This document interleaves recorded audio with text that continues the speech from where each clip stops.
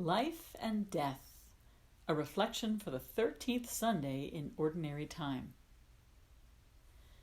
During the exile in Babylon, 586 to 538 BCE, our Jewish ancestors in faith first encountered the idea of life after death. Later, through interaction with Greek culture, this foreign concept resurfaced and gained a bit more traction. There were rumblings and proposals about the dead going to be with the elders. There were vague insinuations about what happened in a place called Sheol.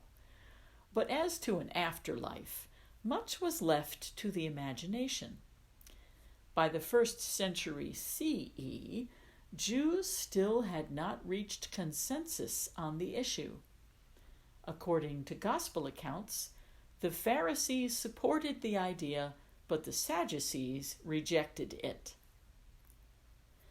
Today's first reading comes from Wisdom, one of the latest entries in our Catholic Old Testament, written in Greek only a few generations before Jesus.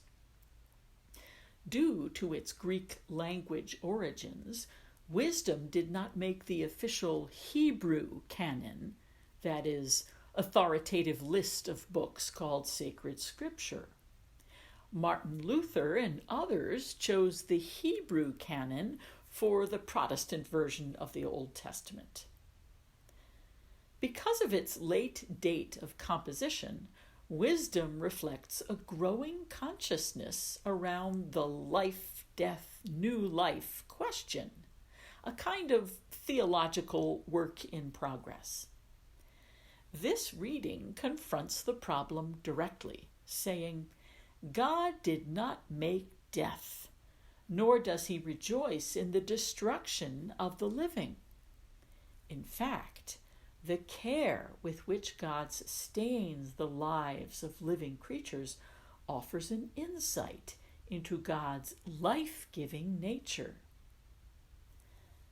Jesus brings life out of death for a woman and a young girl in today's gospel. The woman has suffered long and seen her life ebbing away. More than that, her flow of blood has not only depleted her physical strength, but it has also rendered her ritually unclean, barring her from the worship of the community. After 12 years of exile, she still finds faith enough to seek healing from Jesus, reaching out to touch his clothes amid the jostling crowd. She feels her body heal at the same instant that Jesus feels healing power course through him. When he asks, "Who has touched my clothes?" she confesses her deed with fear and trembling, knowing that her touch could have rendered him ritually unclean. Hearing the whole truth from the woman, and likely her whole story, Jesus says to her, "Daughter, your faith has saved you. Go in peace and be cured of your affliction." A girl's young life has been cut short by a fatal illness. Jesus takes Peter, James, and John with him to the house of Jairus, the synagogue official.